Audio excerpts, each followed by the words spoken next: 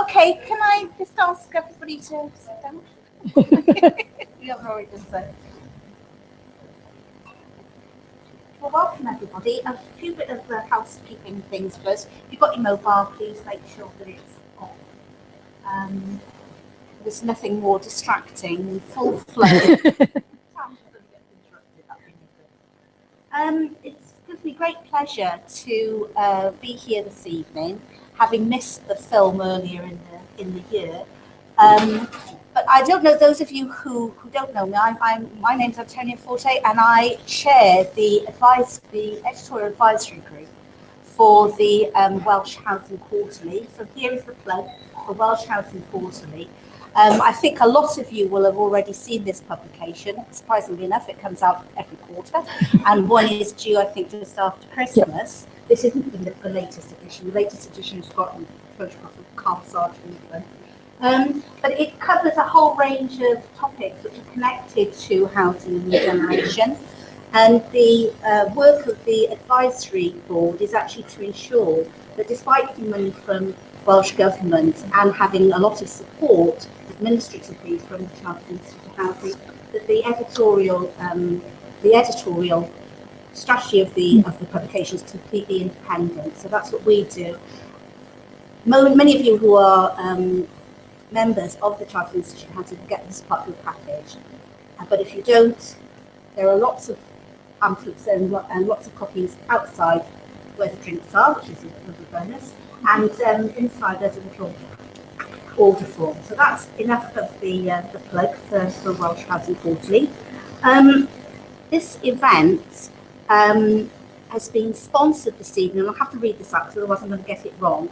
Regeneration Skills Collective Wales and the Innovation and Engagement Unit at Cardiff University, with support from Welsh Housing Quarterly, as I just said, and Crew Regeneration Wales.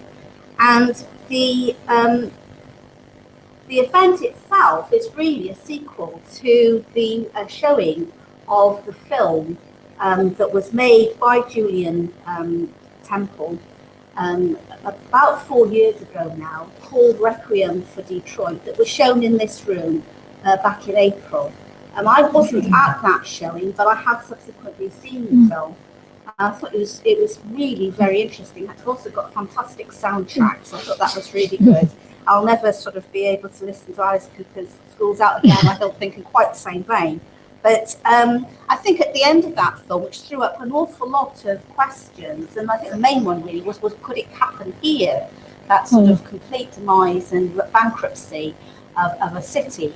And after last week's statement, maybe that sort of is coming slightly closer as the answer to that question. But at the end of the film, there were some green shoots of hope, I think. Very, very small, but nonetheless, some suggestions that things could be different, and that there were some people there who were looking at alternatives for regeneration. So it's great that Tamsin has been over on a sponsored study tour with support from the Chartered Institute over the last couple of months, and she's going to be talking to us about her impressions. Tamsin, I think, needs little introduction. She's a very well-known and highly respected researcher and academic, and has also got a lot of practical experience in delivering, which a lot of academics perhaps don't necessarily always have. That's very kind. But Tamsin has obviously worked as specialist policy advisor to the Welsh Government's Minister for Housing and Regeneration, and she was previously the editor of Welsh Housing Quarterly, which brings me right full circle back to where I started. So without any more ado, can I please ask you to welcome Tamsin Stirling. Thank you very much, Antonia.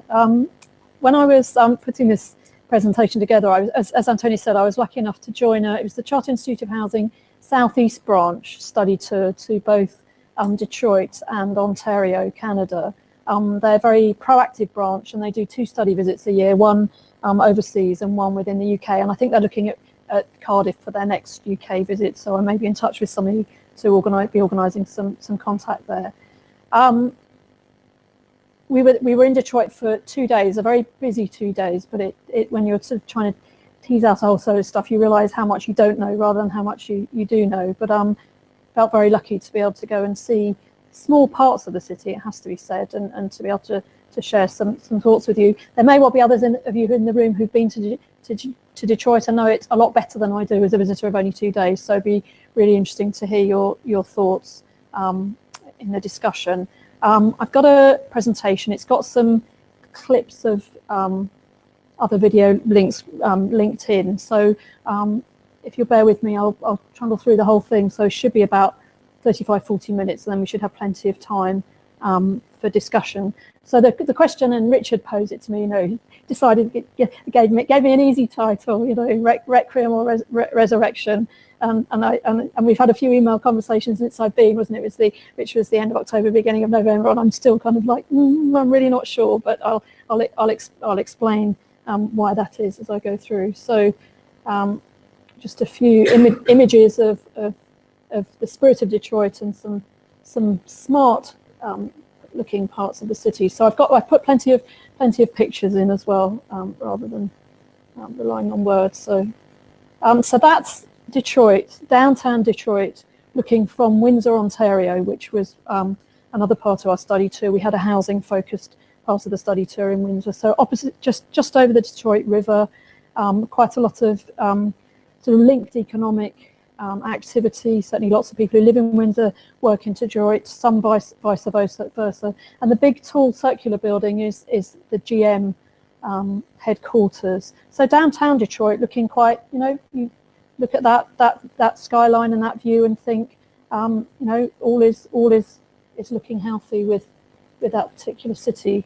So just a recap of Detroit in numbers, because it's a very particular.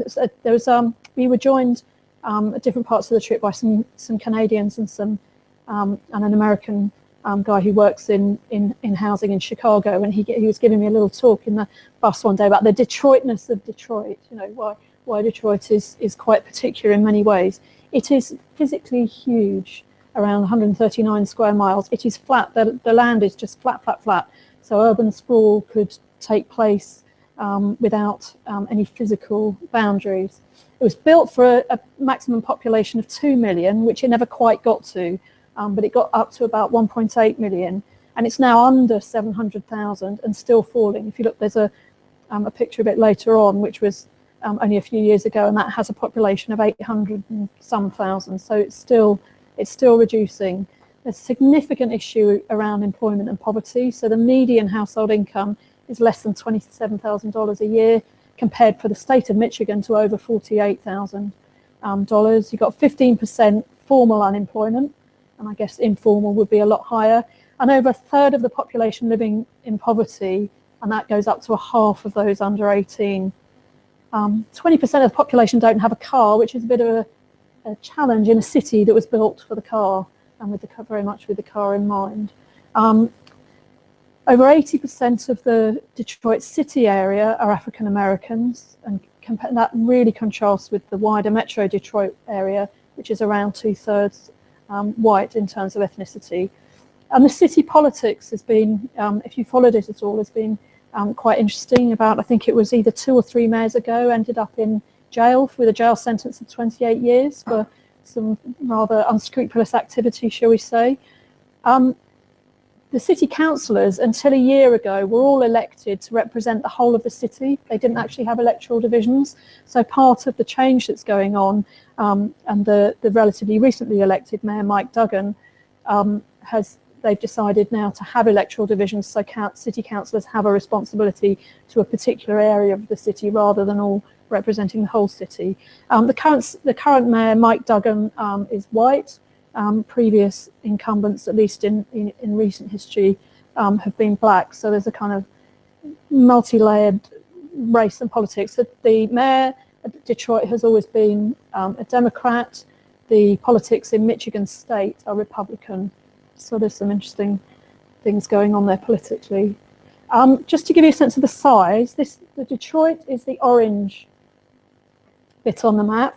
And you've got San Francisco, Boston, and Manhattan put in that same areas. And you see the Detroit population there is nearly 850,000 because this was in 2009. So the population shrunk by another 150,000 odd since then. So you've got, if you add up the population of Boston, Manhattan and San Francisco, you've got a population of over 3 million, and yet that's in a smaller physical area than Detroit, that now has a population of under 700,000. So it is very, very low density. We were in an area of the city called Mexican Town, which was described to us as a dense part of the city, and you're kind of looking around thinking, wow, it's for in terms of the UK cities, it's really, really low density.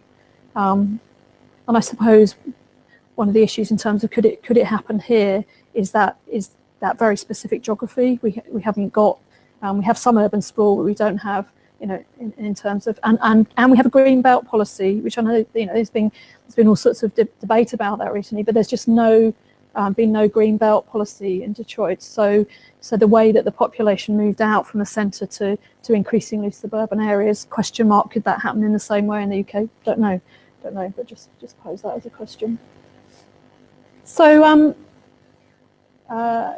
in terms of where the city is currently, so we have a problem or two.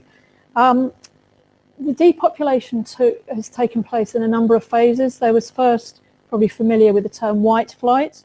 So when the city's main forms of employment started collapsing and the city became certainly the central parts of the city became a less pleasant environment to live in. And one of the things actually that got talked a lot about as a major issue during our visit was education and poor education, causing first white flight, but then black middle class to move out to where they and their children would have a better deal. And a very interesting sort of contrast between Canada and the States. Canada's as far as I got to know it, seems far more in public policy and structural like the UK, or more European than the States. And the Canadians were saying, well, we just wouldn't have that differential in quality of education between the best school and the poorest school that would play out in the same way as it has in Detroit. I'm just going to test the old links now. Just going to the dereliction of houses as a result that has resulted from this depopulation is known as the lovely term blight. So I'm just going to play a little clip of this is sort of residential blight. It's rather serene music to go with something that isn't serene at all. And if you look, all of these streets have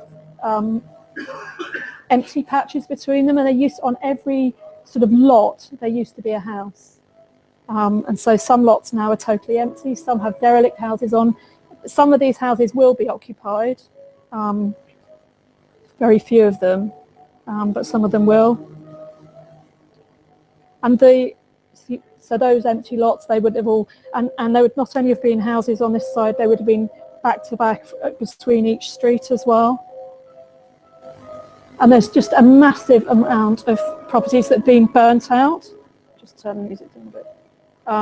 And one of the reasons why, or a major reason why the properties get burnt out, is it's much easier to strip the metal out of the properties once they've been burnt. You can get at the metal, whether it's from wiring and other sources. So to get some scrap value.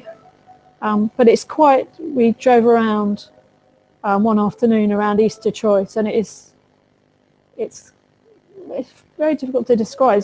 It is really quite shocking. It is sort of like there's been some kind of,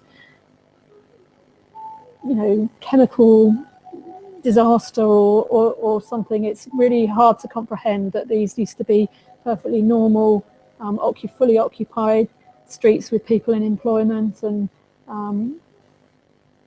decently maintained, etc.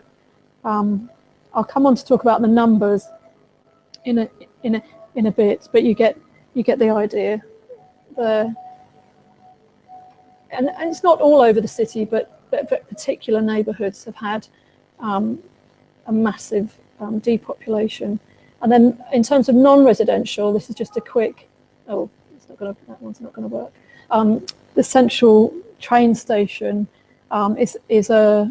I've got a photo of it later, I think. Is probably a 25 story building, which is really, really visible from many areas of the city and from across the water in Windsor, and it is totally derelict. It's a fantastic architectural building, but it's just standing there in a kind of glorious dereliction, as it were. And the blight has affected as much commercial and non-residential property as it has residential. So even downtown, which you've got very smart office buildings like the GM headquarters, you've got tower blocks that are empty, you've got office buildings that are empty, and just this feeling of abandonment.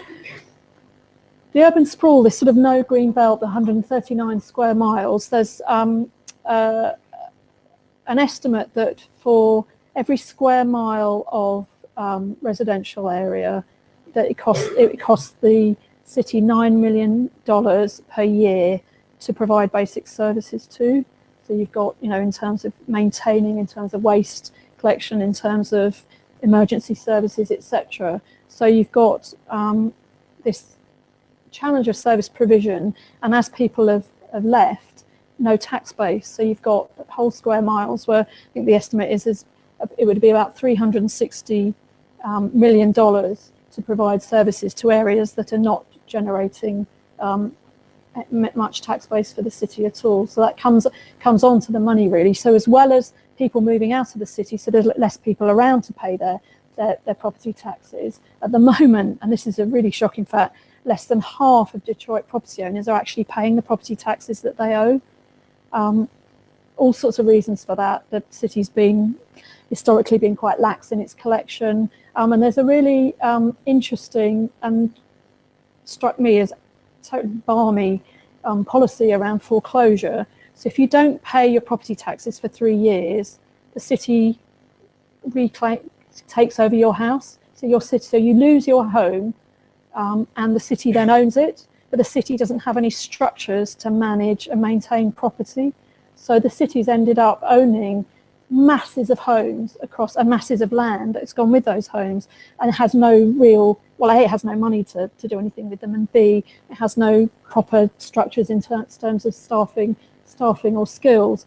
And not only that, but the interest rate, I was just looking at this stuff this morning, the interest rate so if you don't pay your property tax 1 year, it's 18% interest gets added on, and then the next year that you don't pay as well. So you've just got this massive ratcheting up of debt around property taxes. I think it's something like $706 million of unpaid property tax that really there's not much chance of getting back.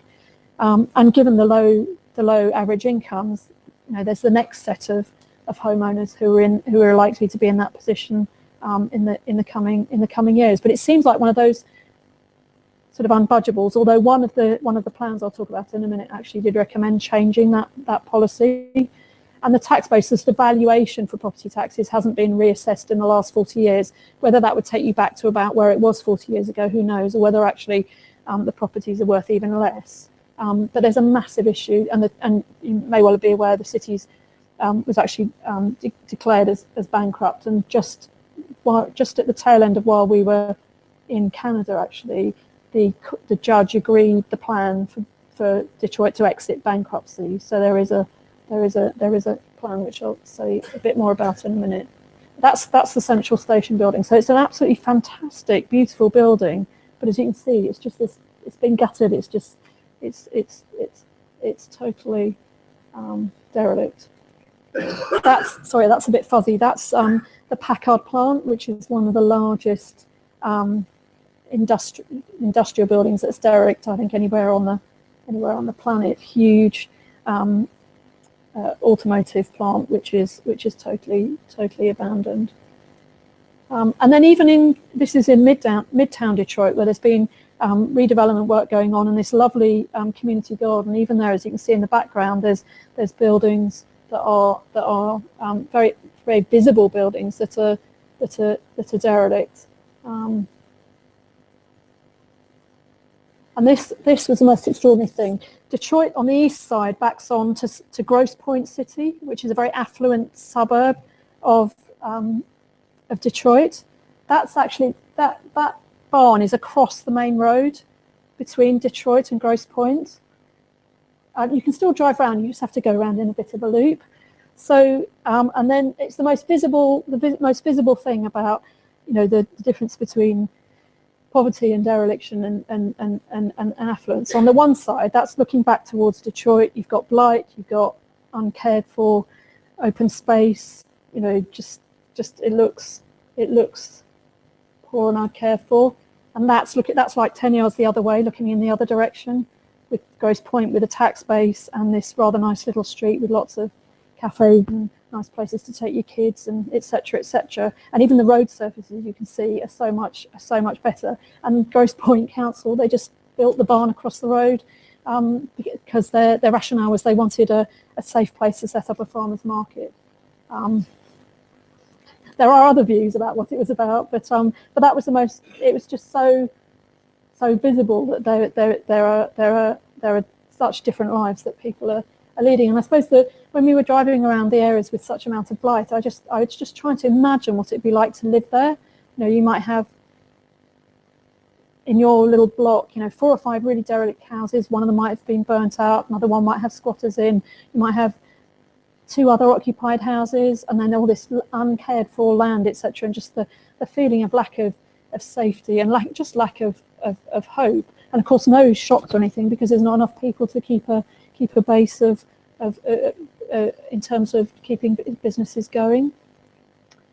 So okay, so there's major issues for Detroit. So there's quite a lot of plans around to that have a different vision for Detroit and sort of find a new purpose for the city. So the first one is something called Detroit Future City, and they've got a very good website. This is their summary plan, and they carried out, a big team carried out a very participatory process. There had been previous plans for Detroit that hadn't really engaged with communities, that hadn't really gone anywhere. And it's actually it's very ambitious. It's a 50-year vision, particularly around future land use, focusing on how you turn the liability of vacant land, which the city hasn't got the money to maintain, into an asset. And so it looks at 5 different elements. It looks at economic growth, the need for decent jobs, land use in and of itself, city systems, so in particular transport, taking into account 20% of the city's population at the moment doesn't have a car, neighbourhoods, which are really strong in the city, and land and buildings. And it's worth, if you're interested, it's worth having a look at the website, because they actually come up with a rational land use plan for the city, and talk about different phases of getting there. So the next 5 years they talk about as a sort of stabilisation phase, and then moving on to the more ambitious. And the really interesting thing is it's not about trying to get the city back up to 1.8 million population. There's an issue about stabilising the population and not having any more population loss. But it's about how you make use of that land. So there's a lot of focus on green and blue infrastructure. So open space, so urban farming, stormwater management is a particular issue for the city. When it rains a lot, flat, lots of water, and it's not always just water, ends up where it shouldn't. And also energy generation. So there's a really comprehensive look at how that vast area can be used in a much more focused way, and very clear identification of areas of the city for certain uses. So in terms of different types of employment, etc. So very comprehensive vision, which a lot of both community members and organisations and entrepreneurs and third sector organisations, not-for-profit organisations, private sector businesses, etc., are involved in developing. The plan doesn't have any legal status. I suppose that's where the politics of the thing comes in. I think the current mayor would like it to, but by the end of his term, to have a legal status, and then it has some possibility of being carried on, because it's not, the things are not going to get sorted in 5 years. The mayor, when he came in order to get elected, had his own 10-point plan which again focused around every neighbourhood having a future. The future not being Blight, but not necessarily being a residential neighbourhood. So some very consistent themes between those between those two things. But one of the things he's done is to create a department of neighbourhoods within the city council, because before, the probably 8, 9, 10 different departments that were dealing with neighbourhoods in different ways. So that's got a much greater role in coordinating things. As I said, that was a political plan. And then we come to the Blight Removal Task Force, which is a really interesting document, very hefty document. Sits within the context of Detroit Future City Plan and the Mayor's Plan, but is really practical. I'll talk about the mapping exercise that they did in a minute, but really practical in terms of how blight can be removed. And one of the big things is coordination between agencies. There's a lot, as in any city that size, there's a lot of organisations doing a lot of things, and there's still a question in my mind about how coordinated things are. And looking at aligning funding opportunities and changing those approaches that are clearly not working, the property tax foreclosure policy that I mentioned earlier. So to me, that policy almost seems like a way of the city not collecting the taxes that it's owed.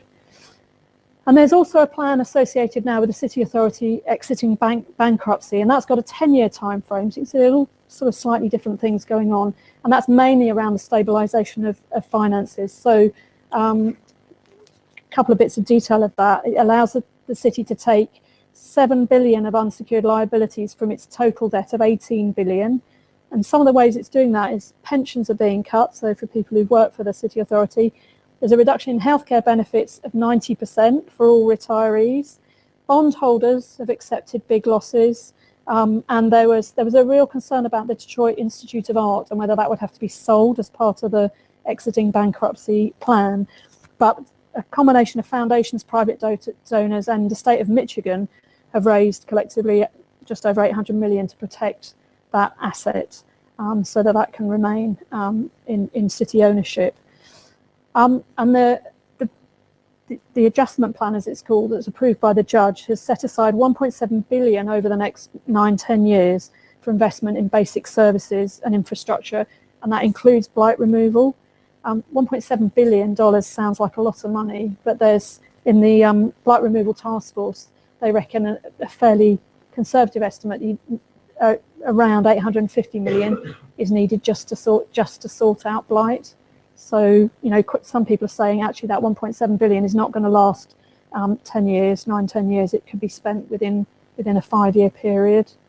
So there's the judge is sort of doing the final bits of that, judging whether the city can come out of bankruptcy, and then once the final decision's been made, which is due in the next couple of weeks, government powers will then be returned to Detroit's elected officials, because they've had a city manager rather than the power being with elected officials, and then they're still going to be under the oversight of a financial review commission to make sure that the city's on track.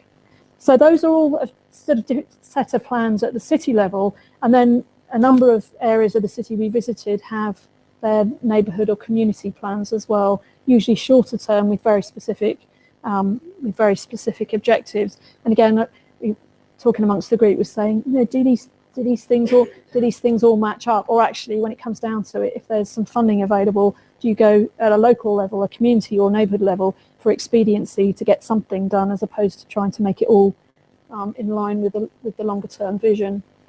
So just a few images. Blight Removal Task Force involved a whole range of organisations, private, foundations, etc.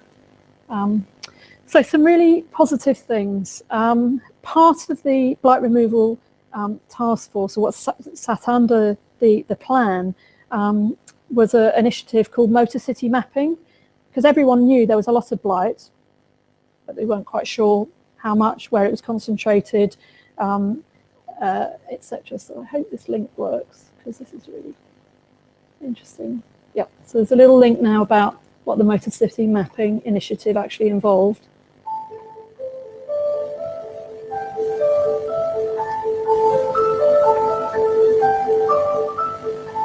The Discover Foundation is really interested in blight because we believe that it is an impediment to neighborhood revitalization And it is a critical factor to the lack of safety that children face every day as they walk to and from school. Nobody had any idea how much blight there was in Detroit. When you hear numbers from 60,000 to 80,000 to 100,000 blighted property, no one quite understood what the actual amount was. Property is gateway to property taxes that fund the bill fund civil services. Unpaid property taxes lead to taxable closure, which lead to vacant houses, which lead to blight, which lead to arson, which lead to all these terrible things that crop in the city. What we wanted to do was pilot a small innovation in one neighborhood and see if that innovation would have legs and it would have power. It really started at a coffee shop. We went and sat down with David Irving Detroit as well, and I said that I needed the two of them to work together in order to do a partial survey of Whitemore and ask them to come back with a proposal of what that would look like. And 2 weeks later, they have that proposal in front of me to basically do, incorporate neighborhood residents and partial survey of Whitemore. Chris Ewell is doing fantastic. Of all the actors and parties from foundations and potential funders of these projects, he's one of the quickest to get the impact of things and one of the quickest to really help with the resources together.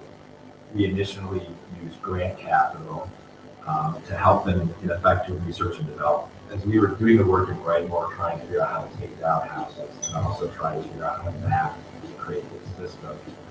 This is when the White House formed the Blight Task Force that was chaired by Dan Gilbert and 2 co-chairs, and injected $150 million into the city.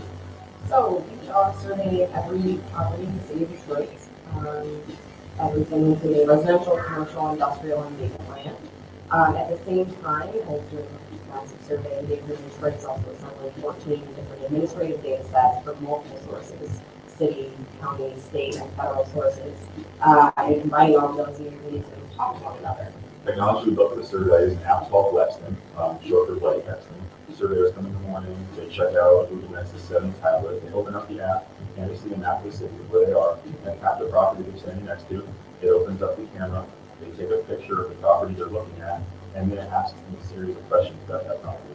Is there a structure here or is it a lot? And then depending on which one they pick, it forks and it asks them more questions. And as soon as they press send on that, then immediately goes back to the mission control lab where we're at, where we watch all of that come in real time. We actually wouldn't have been able to do this current project without having tested the waters a little bit on that first small neighborhood. We piloted basically the entire program that we're using here and now.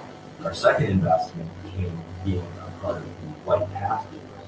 There was for this Motor City mapping project that was about our house for us and our other partners on the task force funded that. So using this data that we gleaned from the parcel survey, we'll be able to actually stage the citywide blight, starting in geographic zones and be able to phase it over the course of the next 2 years or 5 years or whatever it may be.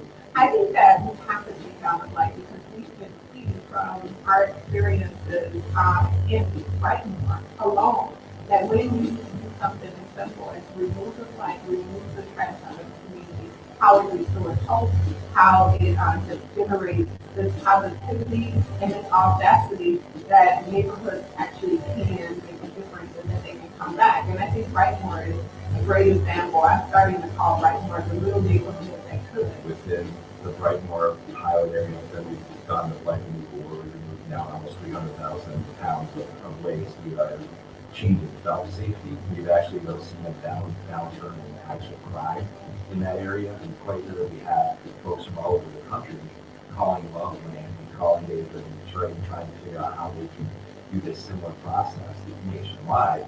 We now have the opportunity to make an investment into the company to help them with that growth. Detroiters are fighters and they're resilient. And I think whenever you calm them down, they always pop back up, right?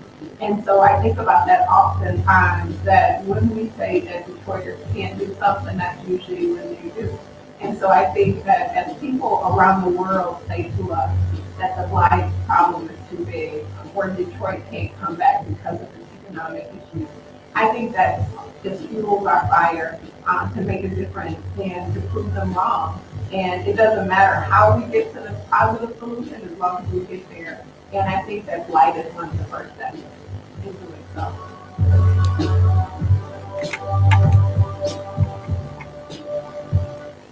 So it's quite an extraordinary thing. They had 150 people employed for 6 to 8 weeks to map every structure and lot in the city. So over 375,000 properties and lots. And so there's this basic information now available, publicly available now via the web, updatable via the Blexting, the software that they developed that generates maps at a neighbourhood community level, so you can see whether there's structures on land, whether if the structures are there, what condition they're in, and some information. So in terms of anybody from the city authority through to a local community organisation wondering what to do and where to start, it was a massive step forwards. Cost about £1 million, the whole exercise, funded from a number of foundations, the city and other sources. So that mapping exercise found that there were nearly 85,000 properties, mostly properties, about 7,000 just parcels of land, but nearly 85,000 properties and lots that met the task force definition of blight. So that's, that is really, really significant. And as they said in the clip, that the data from the Blexting was mapped alongside a range of other data sets, the data sets from the fire department, from police, from the city council, in terms of enforcement, etc. There was a sense before this took place that there was an information crisis. People knew there was a lot of blight around, but didn't know, as I say, didn't know where it was concentrated and exactly what was happening. So, and it's an ongoing process. It now can actually, people can update. So whilst they had this very concentrated exercise to map the city, first off, now people can be involved in updating that information. So as demolition is taking place, which it is fairly slowly, then that information can be updated. The Detroit Land Bank Authority, which has been around for some time, has been sort of reinvigorated, both politically in terms of focus from the mayor, but also by the mapping exercise. It's a quasi-public entity, and so now it's really focusing on stabilising and strengthening the strongest neighbourhoods, those that have identified that haven't gone over the tipping point yet.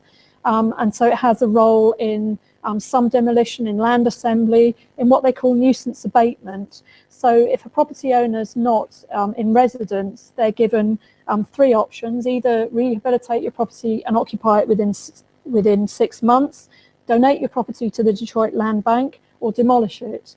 And if the property owner doesn't do any of those, the Detroit Land Bank Authority has the powers to take the property owner to court, and for the title to be transferred to the Detroit Land Bank. And then they have started up a system of auctioning properties. Currently they're doing 2 a day, which if you think about the scale of things is quite slow, but they're at a starting point with that. So the properties are auctioned, usually it's a pretty low price, but they come with information about how much the kind of work that's needed to do to refurbish them and how much money that's going to cost. And they're working with 2 different financial institutions to give the purchasers options in terms of borrowing that money. And in some cases, part of that comes as a grant, because even once the properties are done up, the value is still really low. There's a sort of gap between how much they cost to buy and do up and how much they're actually worth. So the Detroit Land Bank Authority has increased its staff team a lot, and the marketing they do is really interesting. They market the neighbourhoods as great places to live, and it made me think about some of the ways we talk about when we're talking about places to live, and perhaps marketing houses in what might be called harder to let areas. But yeah, it's very much focused on the people and the attributes of the neighbourhood rather than necessarily the house. Detroit Future City has an implementation team. There's only 12 of them, which for a 50-year ambitious plan is quite small. But what they're doing is what they're calling catalytic action through pilots. So they're using pilot and demonstration projects to prove cases that then can be implemented elsewhere. So one example is they're testing out different green infrastructure, types of green infrastructure, to identify the return on investment from a community perspective, from an environmental perspective, and an economic perspective, so that then things can be rolled out more widely. So on the east side of Detroit, we were driving down one of the roads, and there were speedwell plantings on the side of the road. So rather than unmaintained areas, they were growing crops which actually had a role in helping decontaminate the soil, because there's quite a lot of issues around contaminated soil. You've got quite a lot of alternative uses for land and buildings emerging, and that have been around for a while. The Heidelberg project we didn't go and see, but people may have heard of, which is a small area of the city which has been turned into a sort of art form, so that the derelict buildings are actually used as a kind of canvas for artwork. So you've got, some of them are painted, some of them have toys on them, all sorts of creative things going on. The thing we did go and see was an initiative by a private company called Hans Farms. I'm going to hope a link will work here. And this is on the east side of Detroit. This is just a couple of minutes.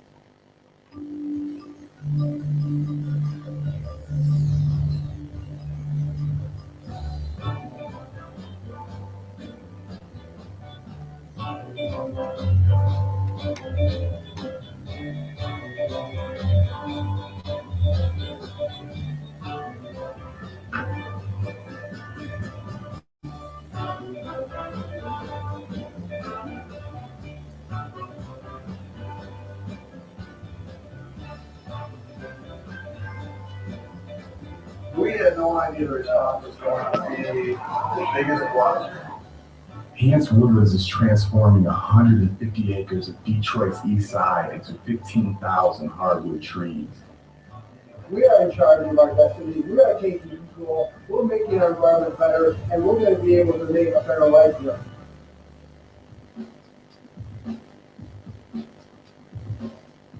Today is a great example of working together with John and his crew and many others around the Detroit metro area to start to redevelop the area. I think the way is that everybody's in hope about the future.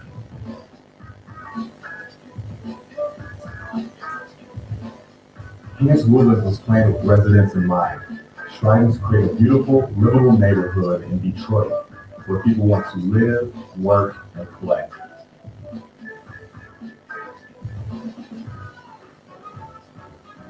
And it's not maybe today that start of a new fabric of community in this area that we sort of took our destiny in our own hands together, and we're making it happen. This project was always about figuring out a way to provide a new vision for what's possible in Detroit's neighborhoods. Just about 1,400 people showed up to help us plant trees, which is insane.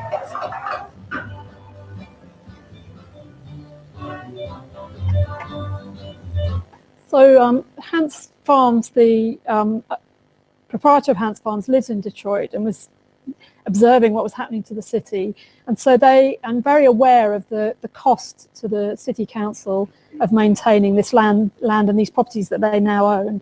So went to the city council and said, we're going to buy a square mile. We'd like to buy a square mile of land in East Detroit for cash. So something that the city council didn't have much of, and then they would take on the responsibility for maintaining that land. And their initial proposition was they wanted to do urban farming. They actually wanted to grow fruit and vegetables, but the local community, those residents who were still living in the area, were not keen on growing food because they were worried about rodents, etc. So they ended up deciding together to plant hardwood trees, which can generate an income. So they now maintain the areas.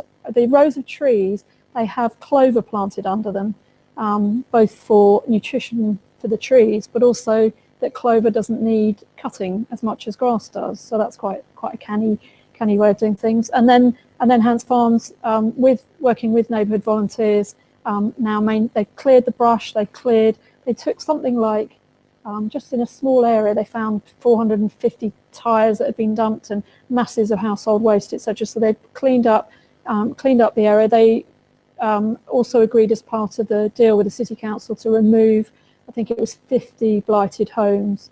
And just even the trees are quite quite small at the moment. But in terms of the difference of the look of the area, because the land is being taken care of, is tremendous, and they're very ambitious. They want to do a lot more of it, but obviously in conjunction with communities. There's local redevelopment in different parts of the city. We saw an area called the Woodward Corridor, where there's been redevelopments of office buildings, of other businesses, of mixed use developments. So there was the picture in a minute of a development with retail downstairs and apartments upstairs, because there's a real desire to get people living back in the city. And there's an initiative called Tech Town, which is about supporting technological business startups, and there's a sort of critical mass in a location, critical mass of businesses together, and support agencies to do that. There's some of the neighbourhoods are sort of defining or redefining themselves. We went to Mexican town, and there's quite a range of Mexican restaurants and food outlets there, and there's a desire there to build up the scale of Mexican town so it can attract private investment and also attract people to come to Detroit, to Mexican town for an evening, to go as a destination to go out. And there's a whole pile of, what really struck me, of entrepreneurs, philanthropists. I mean, every initiative we looked at, there were multiple charitable foundations had put masses of money in. There's not-for-profit, there's profit with purpose, as some of the organisations call themselves. They're engaged and investing in the city. There's an organisation called, a profit with purpose housing organisation called Southwest Housing Solutions, which again was trying to get affordable housing back in the city, and had done a project specifically for homeless veterans. And they were really clear, their focus: the market's working okay, we don't need to be there. If it's not functioning normally, we need to be there and engaging. So just some pictures. So this was the motor city mapping. So the underlying issue being you can't solve a problem if you don't understand it. That's the current situation around tax foreclosure. So yeah, the $709 million owed in overdue taxes and penalties. So you've got nearly 60,000, well, this phrasing's great, isn't it? Tax distressed and delinquent properties. And then another 100,000 possibly eligible for foreclosure. So it's just mind-boggling, the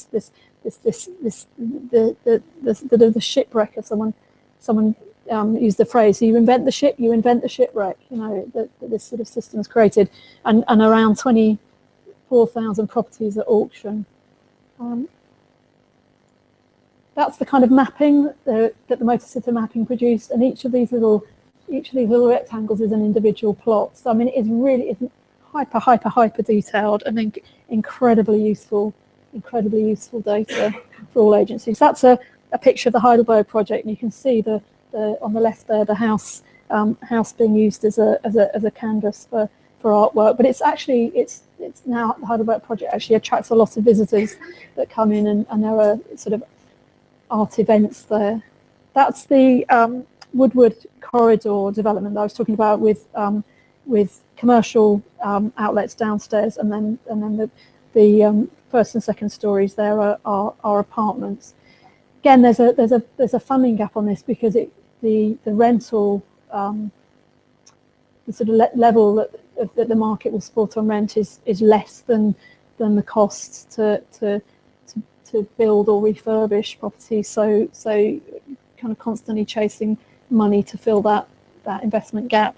We had lunch in this place. You can see really high quality refurbishment of buildings. So part of Woodward Avenue now has got lots of nice sort of office blocks and nice places to eat and bars and things.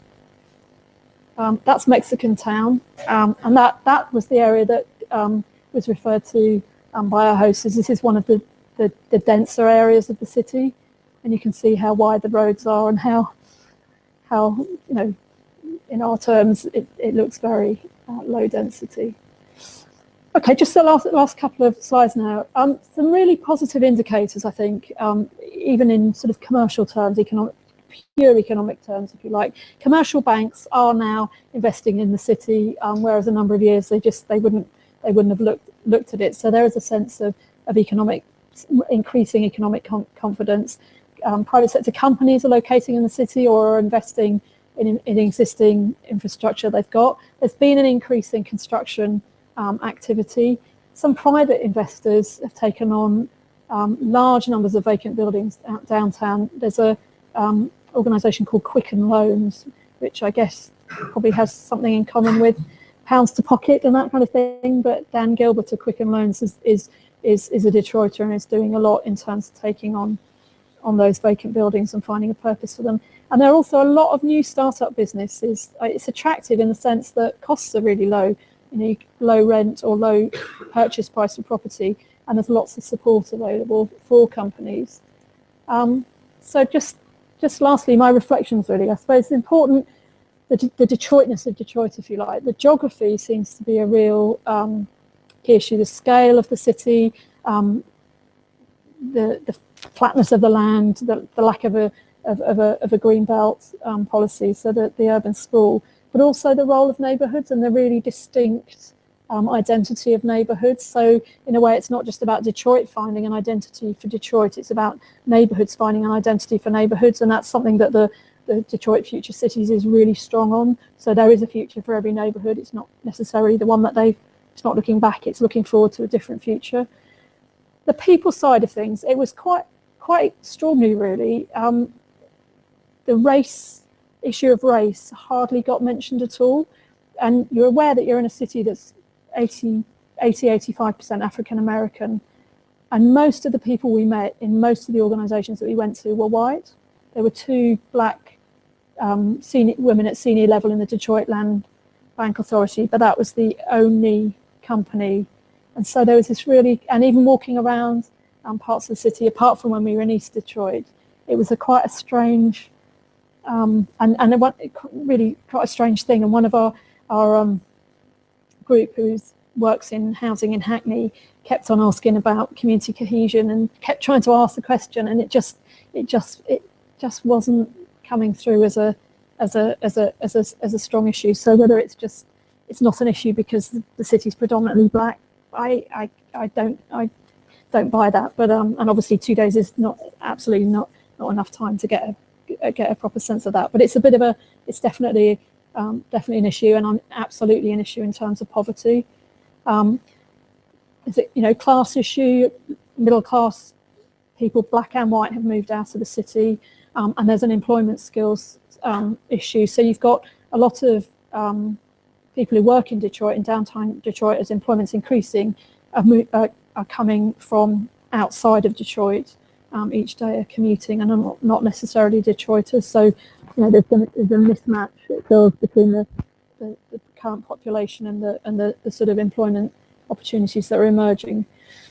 The politics of the thing, it's interesting. You have a view, don't you, of America and free market economics and stuff. Boy, there's a lot of government around. So there's federal government, the state government, the city government, the county, and then even within Detroit, there's actually 2 bits of Detroit that are under different Highland Park and Hamtramck.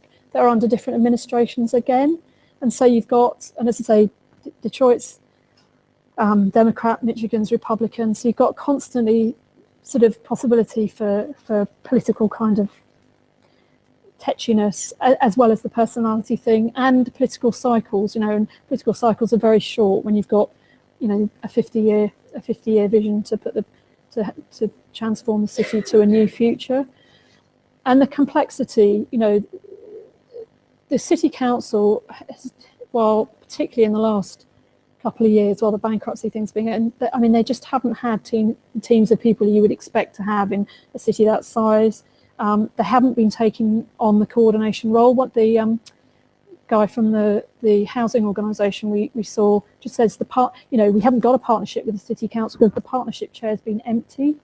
There just haven't been the people there with the either there at all or with the skills to do what's needed. Obviously, that's a whole, as part of the exiting bankruptcy plan, that's a whole kind of other element of the work that needs to be undertaken, and the contrariness of different instruments. This thing about, well, the foreclosure policy particularly, that just seems to be undermining and actually creating more foreclosure and more people leaving the city because they can't afford to pay their property taxes. A lot of different sources of money coming into the system, particularly strong community development finance institution in the area, and oodles of money from foundations, So it sort of strikes me as quite ironic, really. You've seen the financial sector cause a massive issue and contribute massively to this, to what's happened in Detroit, obviously, as well as the collapse of the automotive industry there. But the financial sector has had some role to play, and then there's foundations set up by JP Morgan and others are funding now this sort of some of the activity that's going on now. But also have to say, so I'm still really, really conflicted. Do I think Resurrection or Requiem? I think there's masses of positive stuff going on, and you can't help but be struck by the passion, commitment, and entrepreneurship of the people in many of the organisations that we saw. And that commitment to Detroit. They're Detroiters. They want to see their city, be in a better place than it has been for the last number of years. But there's this little thing of me just thinking, I'm worried about the politics of the thing, and just whether the politics of the thing will allow the necessary time frame to roll on without someone else jumping in and saying, oh, actually what we need in Detroit is something else entirely, and things scooting off in a different direction. So I'm not going to answer Richard's question. I don't know whether it's going to be. I think some parts of the city will improve. Whether the city as a whole will manage to transform itself in the way that there is a really clear vision for, and I think it's a really well evidenced and it's not one that's about looking backwards and how do we get another million people to come into the city. It's about how can a city of this size make more sense. The vision is really well crafted, but it's it's a huge implementation task. So we'll have to see. It's just a.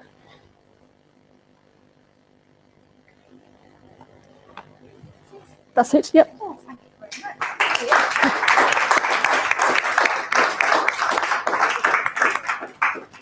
Okay, well, Tamsin has said that she will take some questions or contributions from the floor, and we've got about 10-15 minutes possibly. Yeah. Okay, one question for you. I'm going to try and put 1, 2, 3, 4. Tamsin, that was an extremely interesting presentation. Thank you very much. I'm very interested in the contrast between the casework done by Dave Adams and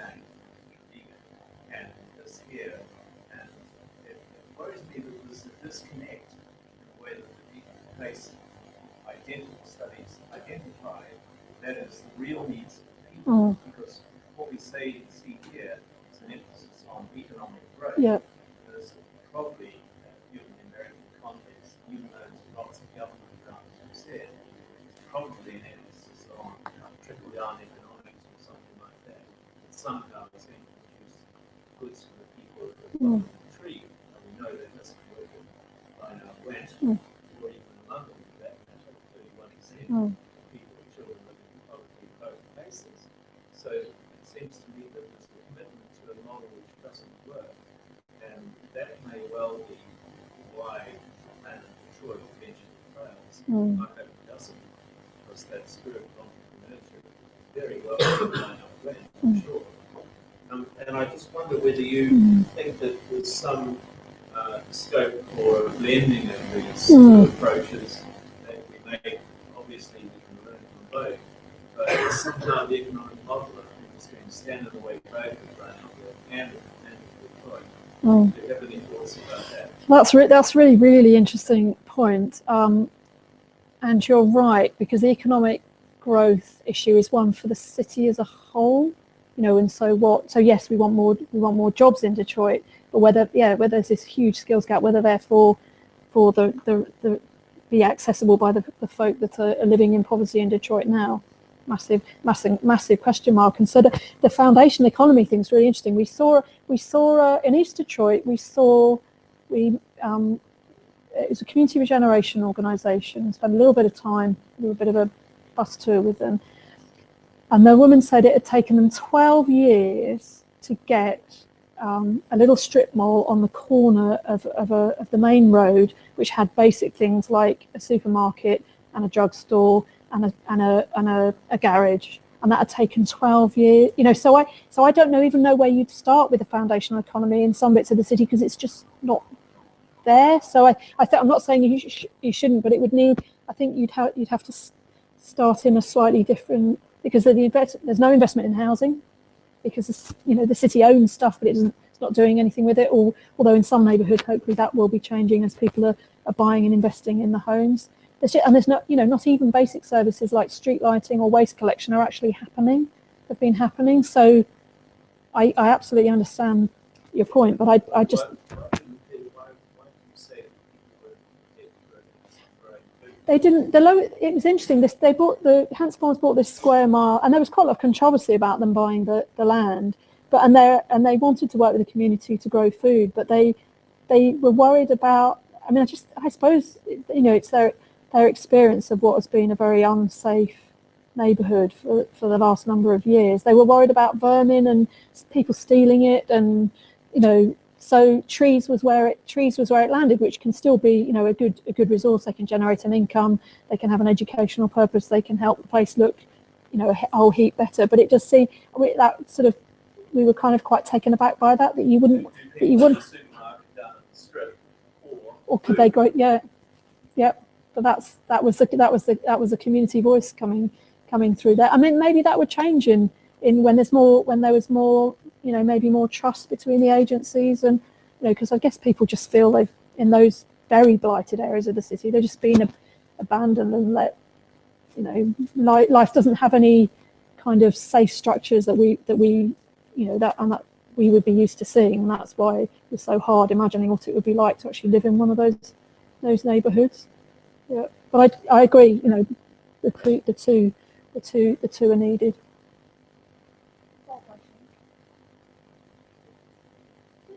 Oh, sorry, I beg your pardon.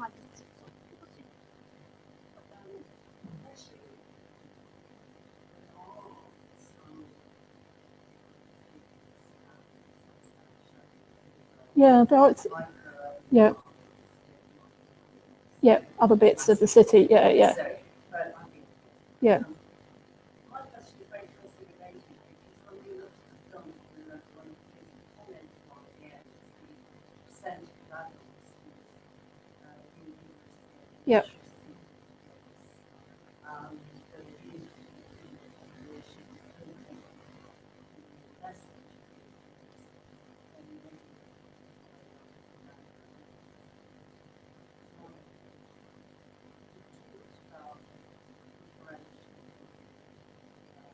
Mm.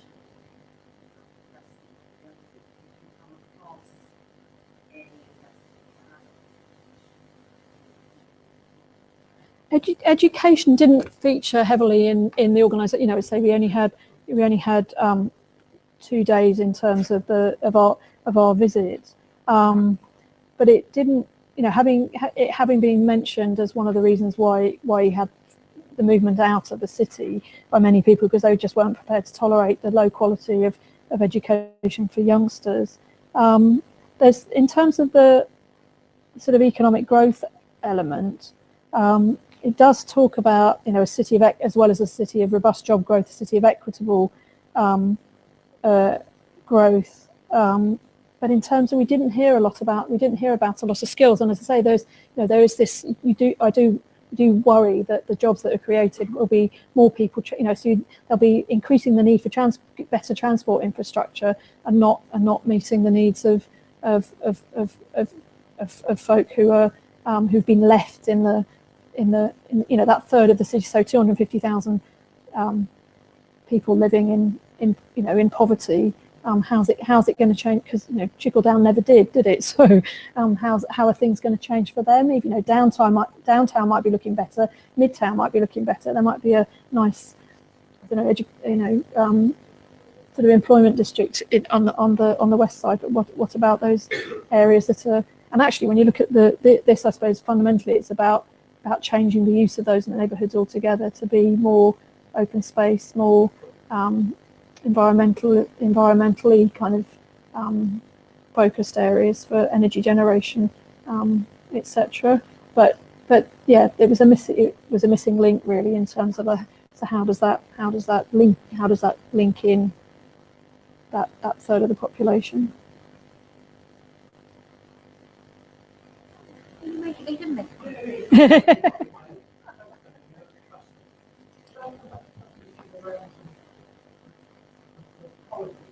Yeah.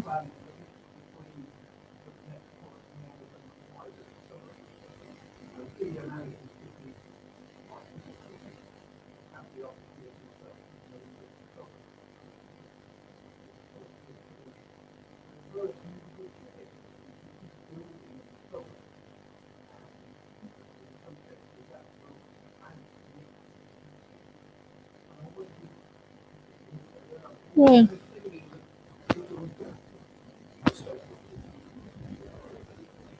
Well, you saw how strategic it got between Grosse Pointe and Detroit with the barn across the barn across the road.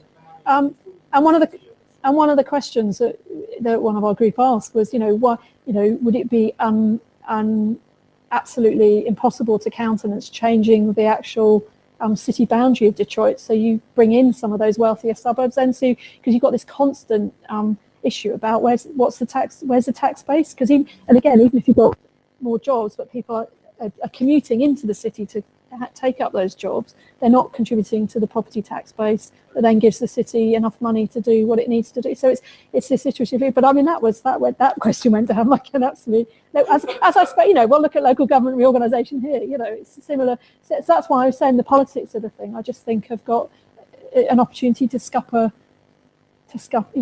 whether it's short-termism or neighbouring. I think for Grosse. I mean, I found it just really profoundly shocking standing by that barn and looking one way and seeing abject dereliction, and looking the other way, and it would like a street in Cardiff or somewhere. It was people going around, sort of a recognisable kind of urban way of living, and just to say, we build the barn because then we don't have to look at it, and it seemed to be that.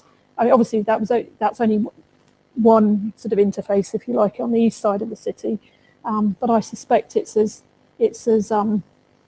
fractious, if not quite so physically obvious, with other neighbouring authorities, because they want their tax base, and if it costs them less to deliver services because they've got an easier population to deliver to, well, that's kind of reasonably okay, but yeah, and the fact that the state has a different colour of politics from the city as well, and the person that's been overseeing the bankruptcy stuff was appointed by Michigan State, so that you've got the sort of political dimension there. So yeah, we the two things we can't, change the foreclosure policy and change the boundaries of Detroit, and actually you could, possibly that both those things could have quite a big impact. But yeah.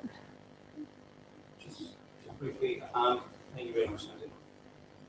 I know sort of 2 days is quite brief, but during your time there, I was wondering whether you or what the observations were of any schemes to manage or target homelessness. You mentioned in terms of the employment and equality, but Blight was for leaving. But in terms of the people that are staying, and especially in terms of the foreclosure mechanism, that these properties are coming into ownership of the state, and obviously a valid idea for the state. But is there any sort of movement? You mentioned obviously the democratic groups of the city. Is there any thing in terms of social housing or anything kind of?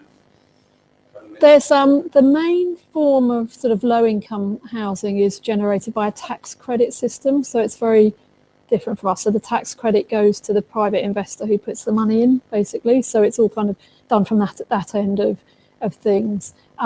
So there is a small amount of that, but I mean, across the US, it's a very small proportion. We did see the scheme specifically for homeless veterans that the profit with purpose, as they call themselves, housing organisation had done, and that's just 3,500 homeless veterans in Detroit. That's just veterans, before you talk about any other category of folk.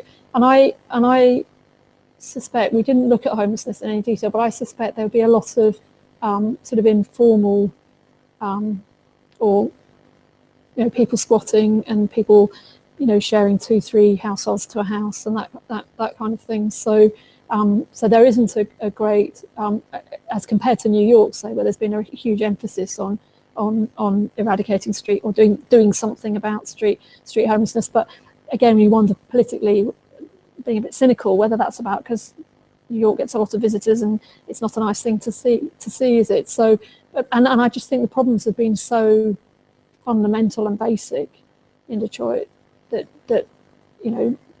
one would hope that comes along the line. But it's street lighting, waste collection, it's very basic. Although you could see a creative solution with the homes that are in the ownership of the city, actually, if they engaged with a not-for-profit provider who could manage, and you could actually do something quite creative before those homes just tip into blight. But the structures and the people haven't been there to enable that to happen.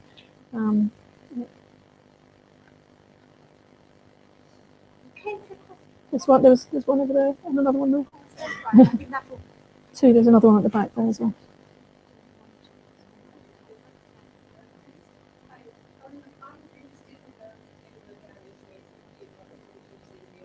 Mm.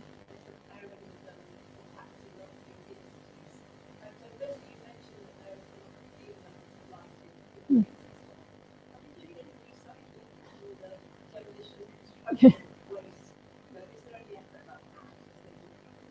Mm. Mm.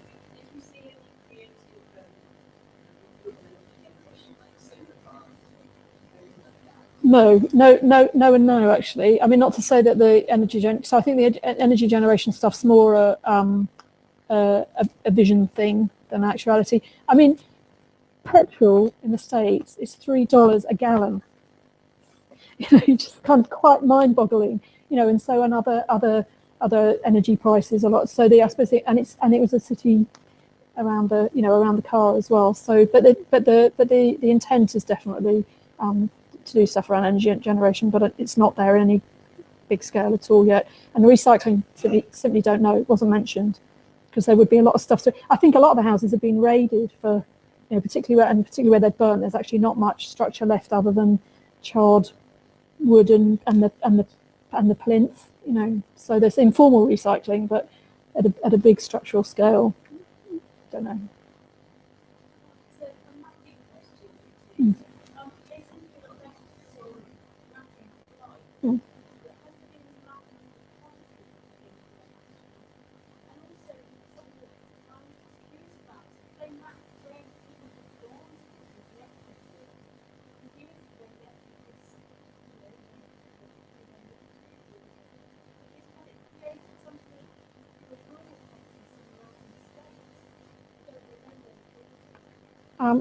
In terms of the mapping, the motor city mapping was every structure in the city, so good structures, commercial and residential, as well as blighted ones. So there's sort of color coding on that detailed map I showed you. So there are very clear, it's very clear where there are areas where all the structures, both residential and commercial, are in good condition. And so that's part of how they sort of identified neighbourhoods that could be saved from tipping over, and so it was about they were really keen to do every structure in the city, and I think that, for me, that's what's so incredible about the process, really, that it covered everything. In terms of where people have gone, there were different waves of people moving out. So the white flight and then the black middle class flight was to surrounding, so quite a lot of them retaining an employment link in Detroit, but wanting a better quality of life, or maybe even getting work elsewhere. So there was a sort of move out to the suburbs. In terms of it's incredible, isn't it? And where if there's all this foreclosure going on, where do people go? And we didn't hear about anything that sort of tracked any of those folk, and one suspects a lot of it will be teaming up with friends, neighbours, or there's a lot of space in America, the trailer park thing, and communities can be quite invisible, really. So it certainly makes you think about where those folk with they've now got no asset, they've got very little revenue because they couldn't pay their property taxes. Where do they end up, and what kind of life do they end up having? Yeah, it'd make a really good research study, wouldn't it? Very tricky though, trying to track people. It's quite frightening to see that a big city like us but I think what comparisons are, let's say, with other places in the world, like Germany, for instance, that Blight, are also talking about that have different responses. Are there any kind of efforts to match up with them? And secondly, I think other kind of conditions, maybe a bigger one, the conditions that America offers would be some land there or some room, so that you actually can go. Yes. Yes. Exacerbate this problem. But Yeah. Europe would probably find that stay where we are, I think. Yes, I think the second point exactly. It's such a, although the other cities in the Rust Belt have had a similar, if perhaps not quite so calamitous experience. And you've got there's a Flint, Michigan, other cities as well have had that big depopulation, and it was this, and in a way it's got a resonance with South Wales, isn't it? Because it was this reliance on one form of industry there, obviously the automotive industry here, coal and steel. So that whole thing about how you find a different purpose, a different rationale for being as an area where you were really clear what it was, and that's now gone. So that has some resonance with South Wales, but the geography is a big thing. In terms of learning from Europe, didn't hear anything about that, I have to say. It's really stark how different stuff that we take totally for granted in terms of where the state provides stuff in people's lives that just isn't there, and you have to keep. And there was a little informal conversation going on the second day at lunchtime, and the chap from one of the financial institutions that talked to us was saying, it came up, collective ownership, and he went, "Oh, chuckle, well, that's communism, isn't it?" And having been the chair of a community housing mutual, I thought, well, I'm a communist. So and that every now and again something would really biff you around the face, because it's so different. The starting point for things are so different. How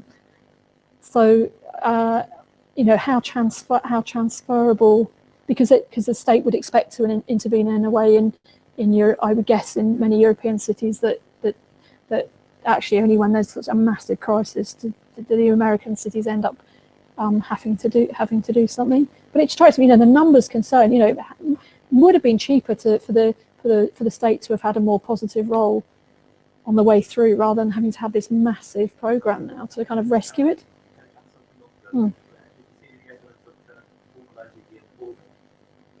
Give me an example.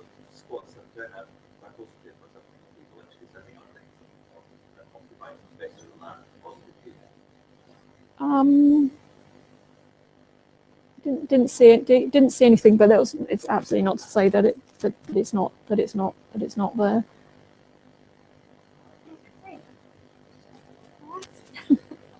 Talk yourself through. All right, well, we've run out of time, and thanks very much for all your contributions. I think this is one of those stories that just sounds as if we need to revisit it. And there's so many more layers of the onion to be peeled off as well. You can spend 2 months there and still not kind of get it in a way. Yeah. are. Carrying on. Well, thank you very much for coming, and can we just thank Tamsin again? Thank you.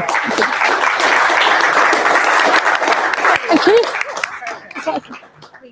And just say that as you go out through the door there, on your left, if you want a free copy of the Welsh Antiquity, Plug.